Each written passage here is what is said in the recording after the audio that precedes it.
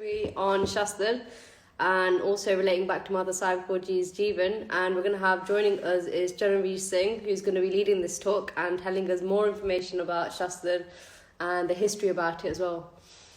So we just have to bear 1 minute because he's just signing up, he's just coming onto the live.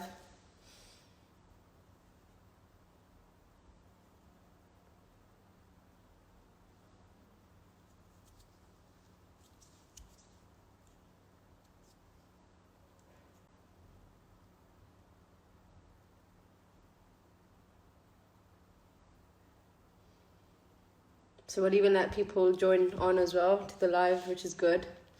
So, Wagji Khalsa, Wagji Fateh to everyone who's coming on.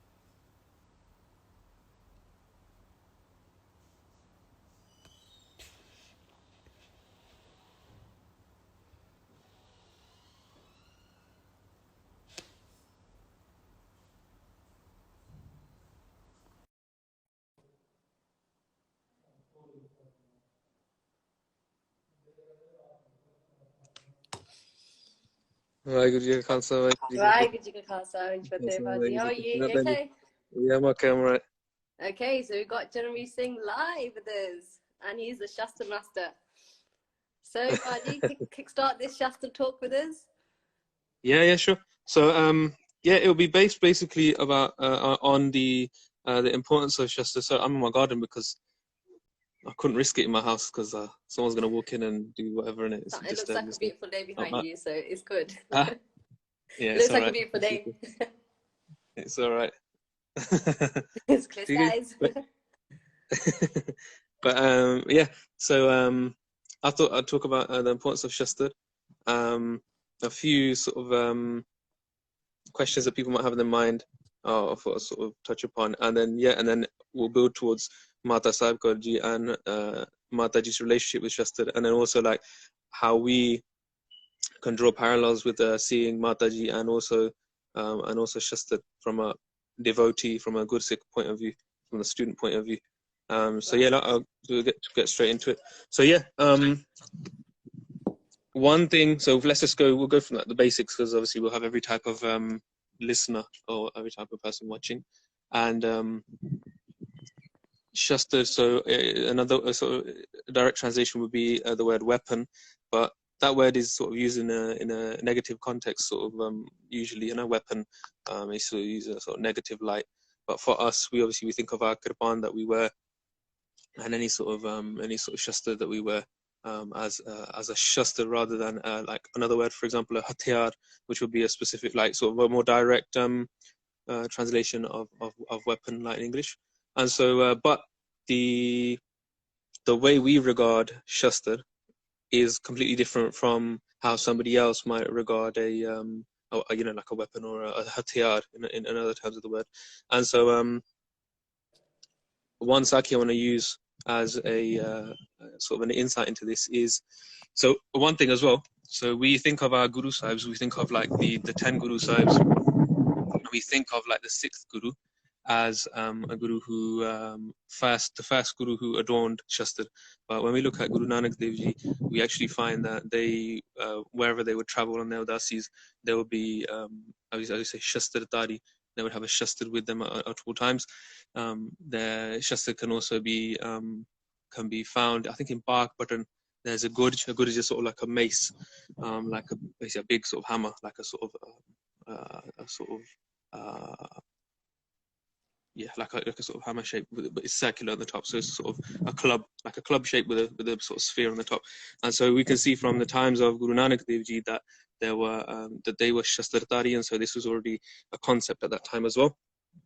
And then we also see at the times of Guru Angad Dev Ji, the 2nd Guru, that although they didn't tell their Gursikhs to become Shastartari literally, we see from the Gurudwara Sahib, Mala Khada Sahib, that they taught their Gursikhs to be able to defend themselves via the sort of the methods of wrestling and sort of fighting hand-to-hand combat.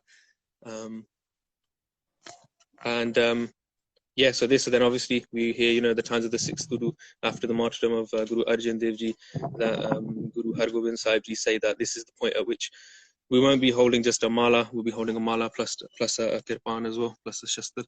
And until we get to the times of Guru Tegh Bahadur Sahib Ji, Guru Gobind Singh Ji, we see this sort of formulate more. And so the best place to look for the concepts of what a shastar is the Bani that is written by Guru Gobind Singh Ji called Shastar Nam Mala, which literally translates to like the rosary of Shastar. So we have a mala, a sort of rosary bead, and you have like 108 different beads on there.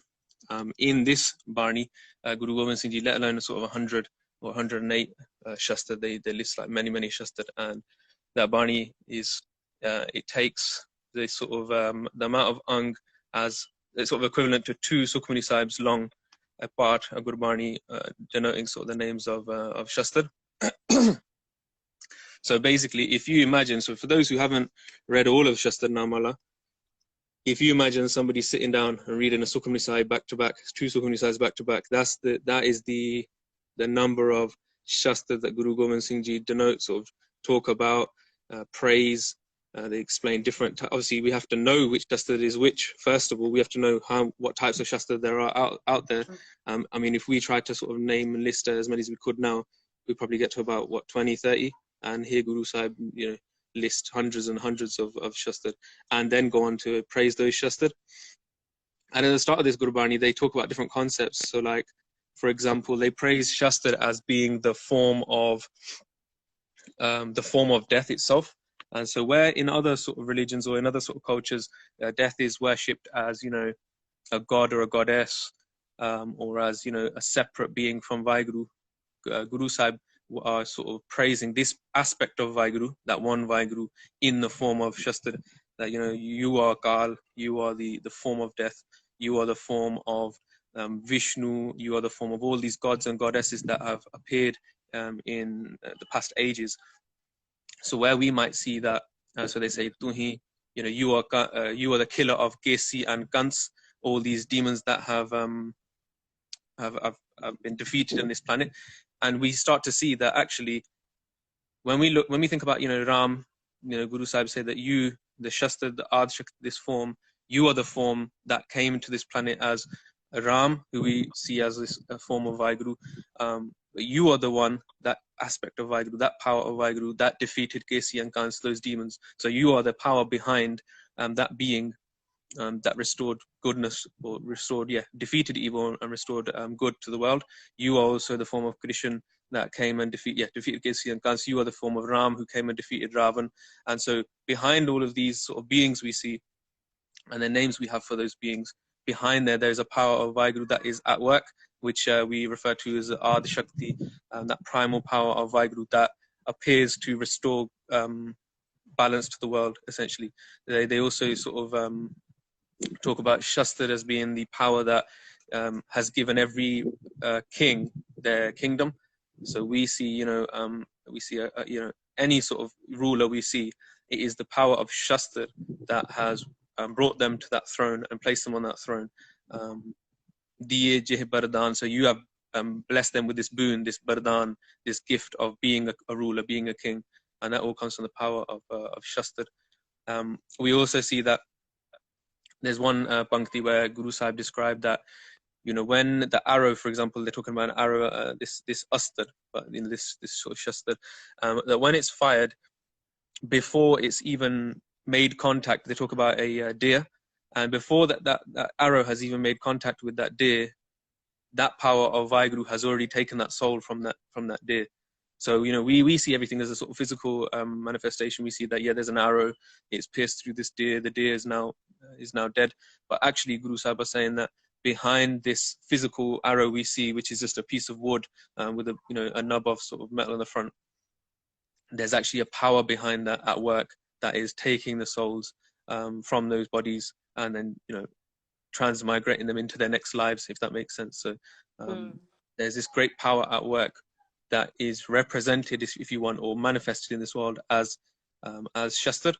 And so, and if you think, if you think on a more sort of, not on a more practical, but even a more tangible level, it's not just the fact that, you are armed and that is your protection. This power is the power that, if you think, imagine if your Shastar is visible. Let's say, someone can see your Shastar on the outside of your clothing, let's say. Like, I'm not saying, this is what you should do or shouldn't do, but imagine somebody is sort of looking to start a conflict with you. They're looking to sort of to start a fight with you or whatever, and they realize that you're wearing a kirpan. Naturally, that conflict is less likely to happen. If somebody sees this person is armed, when you see a police officer, for example, you see anyone who's like, if you ever go to like a sort of busy city and you see them armed with their rifles and stuff, you see like these sort of with their M14s or whatever, these police officers, and naturally you see them and you just know that there's this force field around them and no one's going to do anything to them. And similarly, us, when we have a kirpan on, there is this force field at work around us. That is just the fact that you are armed, and there's naturally going to be less conflict, and there's more balance that is sort of emanating from you, more goodness around you, obviously with the right intentions, of course. And so that is what a Shastar, for not wanting to use the word weapon, that is what a Shastar means to a Gursikh. It is that form of Vaheguru's power that is restoring goodness to the world and defeating evil. And in many writings of Guru Gobind Singh Ji, they describe this as the power behind, we will see this god or this goddess who has defeated this demon or this other god. But actually behind that, it is the power of Vaheguru through Shastar, through, through this non-physical power we can't see, that is restoring, goodness to the world. And so one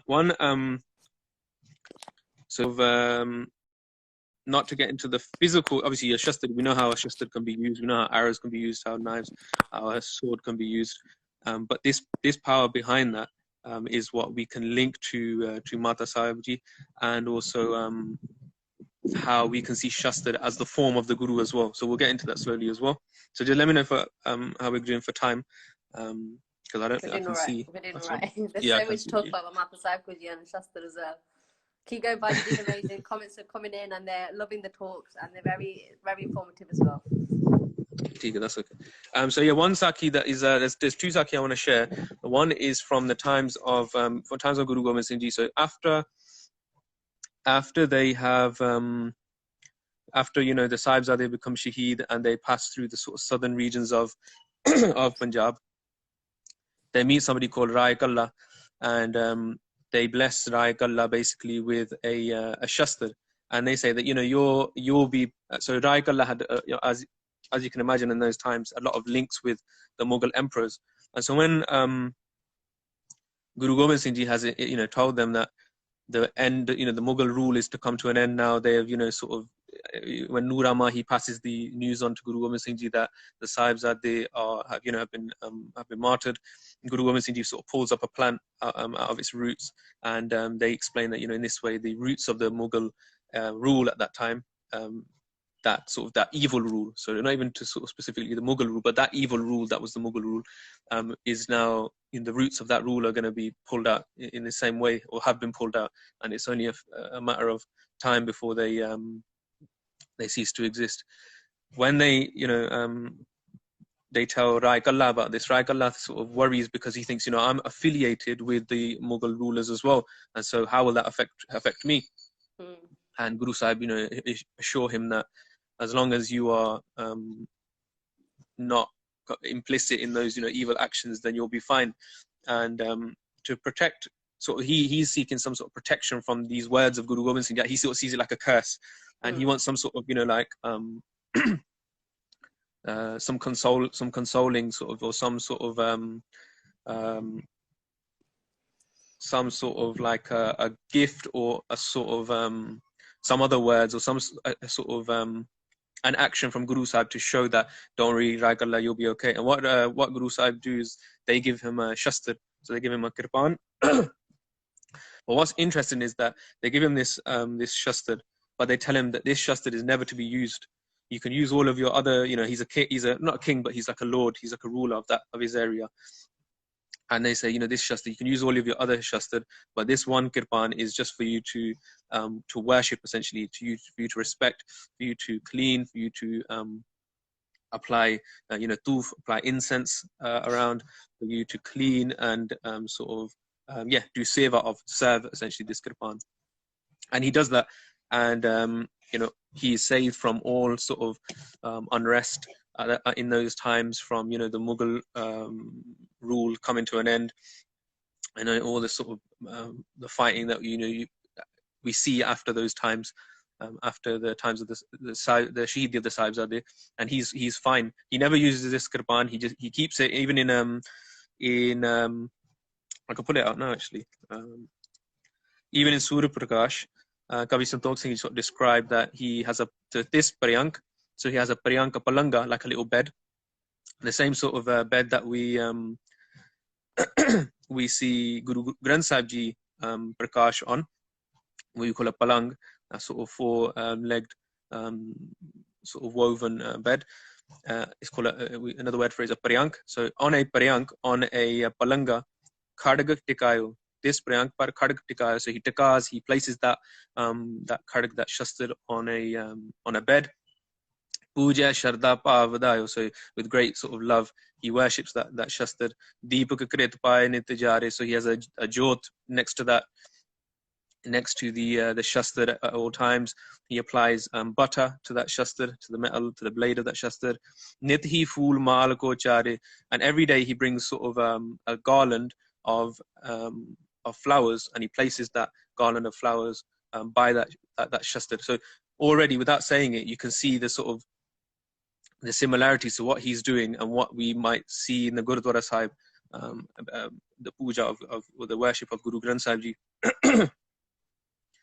And then when we see later on, he says, Kavi Santokh Singh Ji describe when it's cold, so when it's the warm seasons, he has a very so Banarasi silk is a very sort of thin kapda. He has a very thin kapda over that Shastar.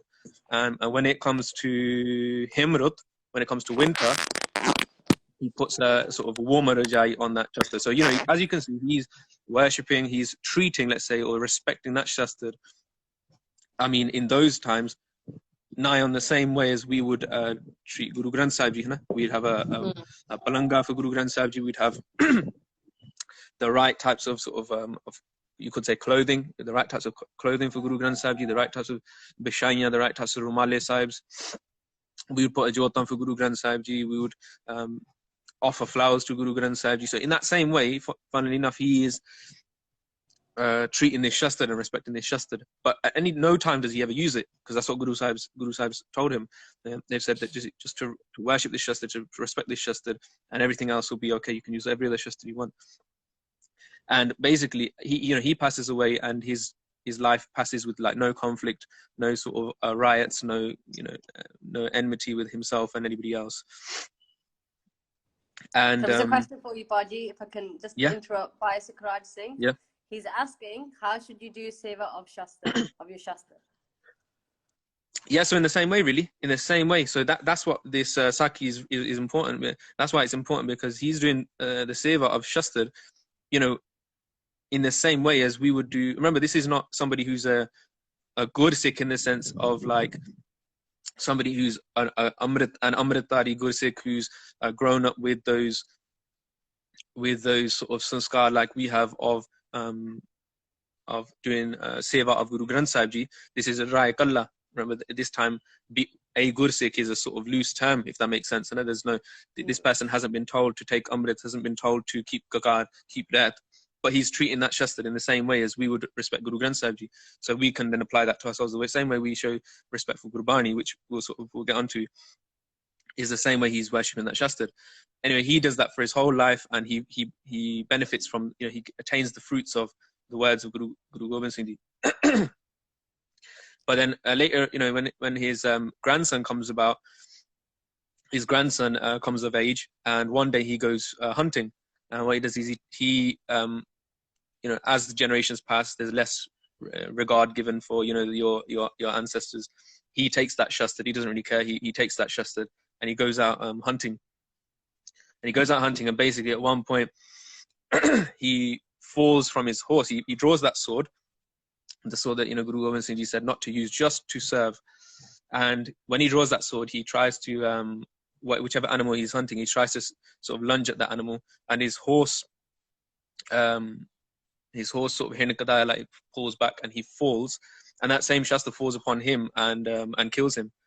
And so from that we see that there is a power behind the Shastar that we are seeing with our eyes as just this piece of metal with a handle, or this piece of wood, like the arrow, or this, whatever we're looking at with our eyes. There's actually a Shastar, there's actually a power behind that is at work, which we refer to as Ard Shakti, or that sort of destructive power of Vaheguru that can destroy evil and restore sort of balance to the world. And so that Saki is important, because like we were saying, he treats that Shastar without knowing it in the same way we would respect Gurbani.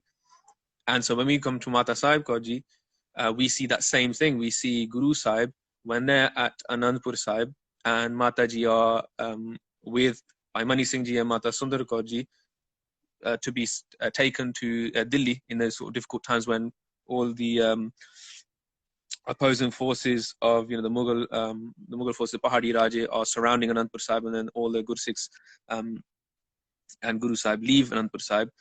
Bhai Mani Singh Ji takes the two Matajis to Delhi, and before they go, Guru Sahib Mataji said to Guru Sahib Ji, it was a common practice that Mataji would never eat before they would have darshan of Guru Gobind Singh Ji. So every morning they would first go to see Guru Gobind Singh Ji until Guru Gobind Singh Ji would then eat from the hands of Mataji. Only then would Mataji go and eat themselves. And they say, how is this gonna? How will we do this when we are in Delhi and you are, here in Anandpur Sahib, or Charanvir Sahib, and wherever Guru Sahib Ji went after that? And Guru Sahib at that point then give them 5 Shastar and say that this is my form. And so these Shastar, when you take these 5 Shastar, and every morning you, like you would if I was there physically, you prepare the food for myself, Guru Gobind Singh Ji, and you place it in front of, like you would myself, you should place it in front of the Shastar. You should do Bhog like we see in the Gurudwara Sahibs. We should do Bhog like we do of Kada Prashad, of Langar, and in that way see it as I have blessed this food, and I have I've applied applied Bhog to this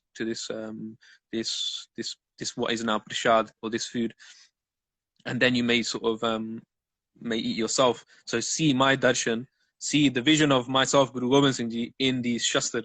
And we see that same thing with Rai Kalla as well, who practiced this, practically showed us this as well, where Guru Sahib practically showed us this, where with Mataji, they sort of gave this in the form of a teaching, which Mataji then adhered to their whole life. And so Mataji also, another link between Mataji and Shastar. So there we see quite clearly, just like we see, do you know, at the times of Guru Gobind Singh Ji in Damdama Sahib, when we see the Gursikh who before Damdama Sahib, but the Gursikh who reads Gurbani wrong, and then Guru Gobind Singh Ji explains to him that when you read Gurbani wrong, Gurbani is my form.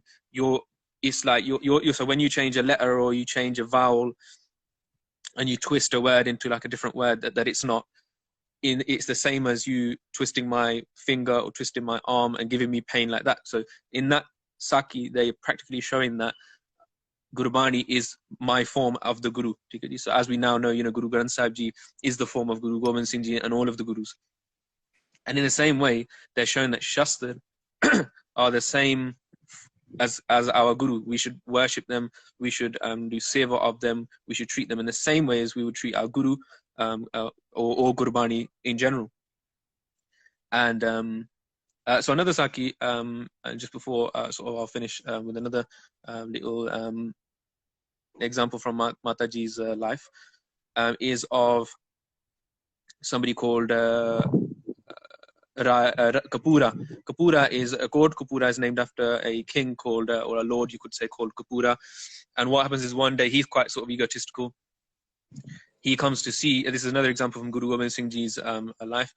When he comes to see Guru Gobind Singh Ji one day. He wears like a really big chola. He wears like a really big robe because he thinks he's a lord, and that's what his way of sort of showing off and showing that, you know, I am someone as well. You know, Guru Gobind Singh Ji, yeah, that's fine. They're powerful and whatever, but I'm somebody as well. So they wear this great big like robe, and what happens is there's a lot of dust sort of being kicked up as he walks into the Darbar Sahib, and this chola is sort of dragging along the floor, and all this dust is being kicked up by him walking, and he walks in a sort of way where it's not really sort of discreet. It's quite a sort of like a braggadocious sort of way of entering the divan.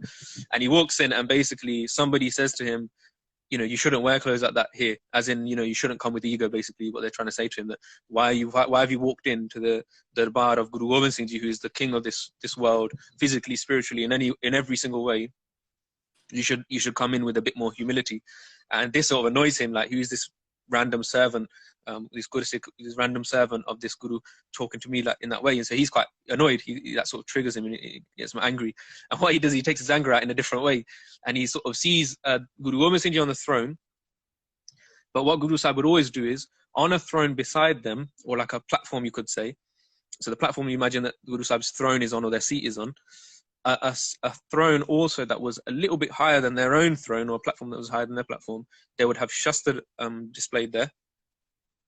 And much like you see, you know, other, you see Nihang Santhya, and you see the people over at like DGN, and we've got their Instagrams, and you see their programs in the same way they do now as well, in the same way that they have, in a good way, imitated the way that Shastar are treated at Takhat Shri Hazur Sahib Ji and Takhat Patna Sahib Ji. So in the same way those guys do, the Shastar would be on a plinth, and there would be a Chaur Sahib, just like over Guru Granth Sahib Ji, there would be a Chaur Sahib being sort of swayed over the Shastar as well, and there'd be a Rumalla Sahib on the Shastar, and there'd be Toof on the Shastar. The same sort of respect given to Guru Granth Sahib Ji that we see on a normal basis nowadays would be applied to the Shastar as well. And he's annoyed anyway, and so he sort of points. He goes, "What? Namakam kiya?" So remember, we sort of, I'm sure those guys as well, and everybody hears that nowadays. Kiya namakam shuru kita hai. They're doing Chaur Sahib over Shastar. Forget, you know, nowadays where we hear that all the time, and we're sort of immune to that now. We're talking 300 years ago, where, you know, they were saying it as Guru Gobind Singh Ji is sitting in the divan on their throne. People back then were pointing the finger and going, "What's this namakam? What is this new thing you've started where you know, I've seen gurus, I've seen brahmins, I've seen pandits on a throne and Chaur Sahib or them being worshipped, but how is it that you've now got weapons being worshipped? What namakam is this?" And then Guru Sahib then go on to sort of explain to him. I had it open here, but I'll just go through it sort of briefly. That, you know, this is not a new come. This has been going on for millennia and millennia. This has been going on for thousands and thousands of years. These are the Shastar that have given the gods and the goddesses the realms that they now rule over, you know, that you read about. These are the same Shastar that has taken all of these kings to their success that they've sort of achieved in their lives. These are the same Shastar that all of the incarnations of Vaheguru came onto this earth, grabbed and used to instill sort of dharam, righteousness in this world. This is not new. So that's quite a very sort of relevant sort of sakhi in nowadays, sort of today's day and age, where we see the way Shastar are treated, and remember, our mind is always like doubtful with anything, and we always just cast doubt on anything in our lives. And when we see that, we sort of think, what is this new thing that these people have started? But really, it's an age-old tradition that Guru Gobind Singh Ji explained in their times, that the worship and the praise of these Shastar is the praise of myself and the form of Vaheguru itself. And with Mataji, another link again, so we'll just finish on this, is that Mataji, in Sikhi, we see, you know, the role of a woman is you can't even compare it to other countries, other parts of the world in those ages, where we see, you know, Mata Ganga Ji, who's the wife of Guru Arjan Dev Ji, in charge of all of the langars at the time of the 5th Guru. You know, unheard of in other places. We see at the times of the 3rd Guru, we see more than one woman given a seat of Parchad, you know, the Bai Manjiya, a seat of Parchad, where they are like the administrator of Sikhi Parchar, or you could say like the overseer of Parchar in a specific area of Punjab. And at the times of Guru Gobind Singh Ji, we see that Mata Sahib Ji is given the responsibility of looking after the production, the manufacture of all Shastar at that time. As you can imagine, we see parts of a Gurdwara Sahib as, we see the Langar, that's important. We see the Diwan Hall, that's important. In those times, the manufacture of Shastar and the armies and everything else that we maybe don't see nowadays was just as important as well in those times where, anybody could come and attack you. And Mataji was given the responsibility of overseeing all of the Shastar in the Qila, in the fort of Lohgad, which is the Iron Fort, literally translates as the Iron Fort, where, named after essentially, named after, named because iron was used to reinforce the sort of walls of that fort. Therefore, it sort of got named. It was impossible to sort of to break through those walls and those doors, those gates. That iron fort, that Lohgad Qila, was where the manufacture of Shastar would happen, and Mataji would oversee that. How many kirpans have come in, how many tars, shields have come in, how many of our soldiers have how many weapons and stuff. And so that responsibility was with Mataji. And so with Mataji, we can also see that form of that Ard Shakti. Those that know the sort of history of Mataji in their previous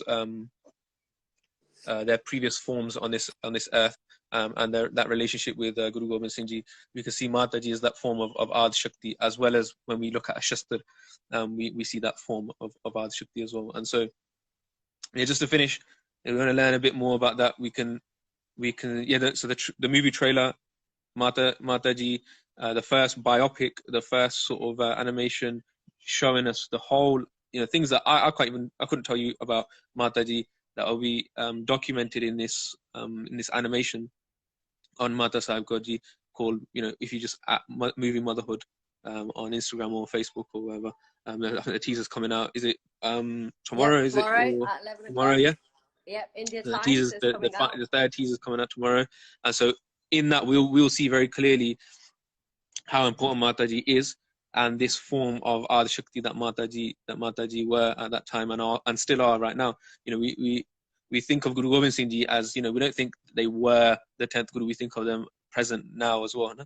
And this power that is Mataji is still present now as well. They're not somebody who's come to the world and disappeared from the world, maybe physically, but that power that Mataji represent is still sort of present in this world right now. So that, and also, Shastar Namala, the Gurbani, where Guru Sahib, describe all of these Shastar, praise all of these Shastar, help us understand the concepts with which we are meant to look through which we're meant to look at Shastar and understand them. That is a sort of, I think I've got a post we can put on Musket as well.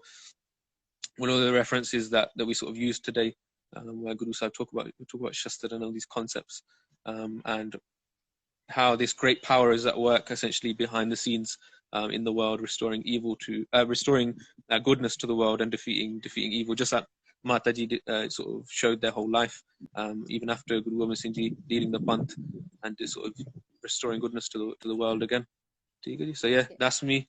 That's me done. So thank you so much, Faji, for such up, informative information about Shastar as well, because the comments that are coming through, everyone was so amazed. Like, some of the things they didn't even know. Some people didn't even know what Shastar Namamala and the Gurbani was as well. So they want longer sessions actually, and most of the comments that we're receiving at the moment, people are requesting for more sessions. So thank you for everyone who joined us live. As you know, the third teaser is coming out tomorrow. It's very, very exciting. The movie is going to depict the life of Mata Sahib Kaur Ji, which is long awaited for, and it's a mother of the Khalsa Panth, a mother that we don't speak about as much. Okay, so hopefully we get to learn more about her journey. So thank you to Charanvir Singh as well for joining us. And the next session will be at 7:30 with Bhai Sahib Gurjeet Singh, our Pracharak, our Sikhs to Inspire person, our maybe even someone who's even touched many lives as well and brought us into Sikhi. He's an inspiration to all. So make sure you tune in at 7:30 as well. Vaheguru Ji Ka Khalsa, Vaheguru Ji Ki Fateh.